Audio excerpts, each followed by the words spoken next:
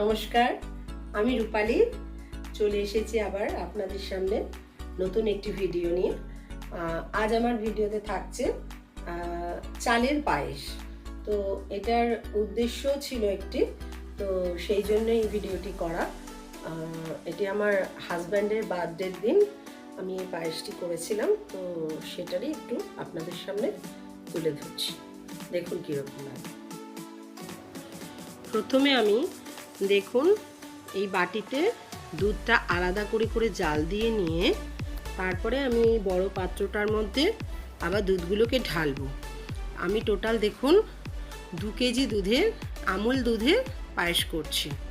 আমুলের যে cow milk হয় সেটার পায়েস করছি। আর দেখুন যে পাত্রটা আমি পায়েস করব এটার তলায় খুব সামান্য একটু ঘি আগে মাখিয়ে গরম করে নিয়েছি। এইবার দেখুন এই পাত্রে আমি পুরো দুধটা জাল দিয়ে এটা ঢেলে দিলাম। আর এবারে দেখুন আমি কেন ঘি মাখিয়ে নিয়ে পাত্রটার মধ্যে করছি। দেখুন যে পাত্রটায় দুধ জাল দিয়েছি বাটিটায়, সেটার তলায় একটু দেখুন খয়েরি হয়ে লেগে ধরে গেছে।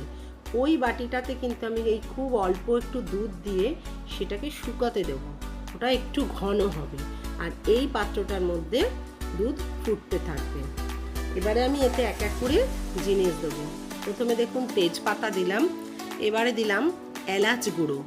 আমার ঘরে এলাচটা গুঁড়ো করা থাকে আলাদা করে, তো এই এলাচের গুঁড়োটা দিলে আলাদা করে এলাচগুলো নষ্ট হয় না, খুব ভালো মিশে যায় তো দুধটার সাথে, সেই জন্য আমি এলাচ গুঁড়ো দিই। আর এখানে দেখুন আমি 2 কেজি দুধের জন্য ঠিক কতটুকু চাল নিলাম, 1 মুঠো আর একটুখানি।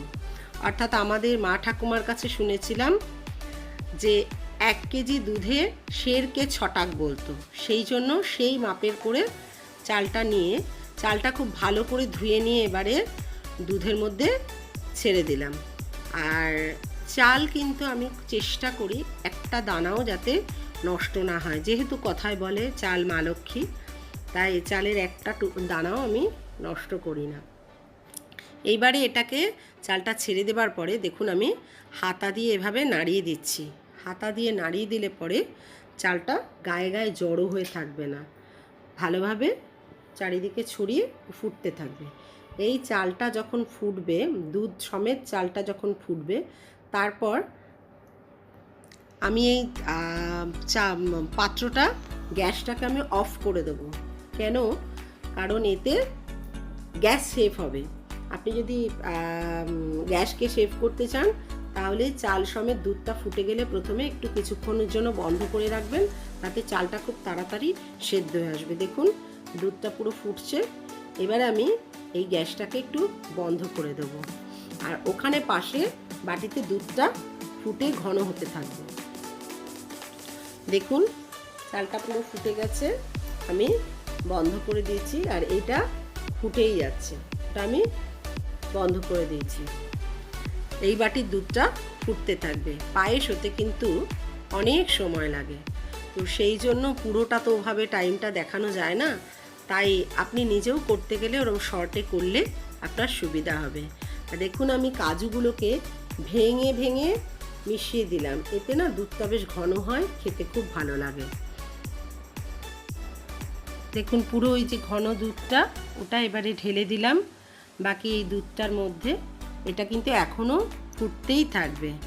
আর এরপরে চালটা সেদ্ধটা দেখে নিয়ে তারপরে আমি এবারে মিষ্টিটা দেব। চাল সেদ্ধ না হলে কিন্তু মিষ্টি দিলে পায়েসটা ভালো হবে না, চাল শক্ত হয়ে যাবে। আমি এখানে টোটাল 2 কেজি দুধের জন্য মিশ্রি আর বাতাসা মিলিয়ে 250 গ্রাম দিয়েছি। আপনারা যে মোটামুটি স্বাদ মতন দেবেন, তবে পায়েসের যতটা মিনিমাম মিষ্টির দরকার সেটুকু না দিলে তো খেতে টেস্ট হয় না। এবারে এটা এইভাবে ভালো করে ঘন হতে দিতে হবে। দেখুন চাল পুরো ভালো করে সেদ্ধ হয়ে দুধ ঘন হয়ে গেছে, মিষ্টিও গলে গেছে পুরোপুরি। এবারে আমি এতে কিশমিশগুলো মিশিয়ে দিলাম। কিশমিশটা একদম শেষেই দিতে হয়। আর এখানে এতে দেব, একদম প্রথমে দিয়েছিলাম একটু ঘি, আর এখন দেব খুব সামান্য একটু ঘি। দেখুন চামচের মাথায় করে আমি একটু ঘি নিয়েছি, গরম দুধে ঘিটা দিয়ে গলিয়ে এটা দিয়ে দিলাম। দিয়ে এইবারে ঢাকা দিয়ে রাখবো। ঢাকা দেবার পরে কিন্তু দুধ আরও ঘন হয়ে টেনে নেবে, সেই জন্য একটু পাতলা অবস্থাতেই বন্ধ করতে হবে। তাহলে দেখতেই পাচ্ছেন আমার পায়েসটা পুরো কমপ্লিট। আমি এখানে গার্নিশিংয়ের জন্য একটু কাজু কিশমিশ ওপরে ছড়িয়ে দিয়েছি। আমি রান্না করতে খুব ভালোবাসি, তাই আমি এই ভিডিওগুলো শেয়ার করি। আমার এই ভিডিও দেখে যারা একদম অনভিজ্ঞ তারা চাইলে চেষ্টা করতেই পারেন। আর যদি আমার চ্যানেলটা ভালো লাগে তাহলে অবশ্যই লাইক, কমেন্ট, শেয়ার করবেন। আর সাবস্ক্রাইব করে বেল আইকনটা প্রেস করতেও ভুলবেন না। আর সাথে ফেসবুকে রূপালী সৃষ্টি চ্যানেলটাকেও ফলো বাটনটা ক্লিক করে দেবেন। আবার আসছি নতুন কোনো ভিডিও নিয়ে।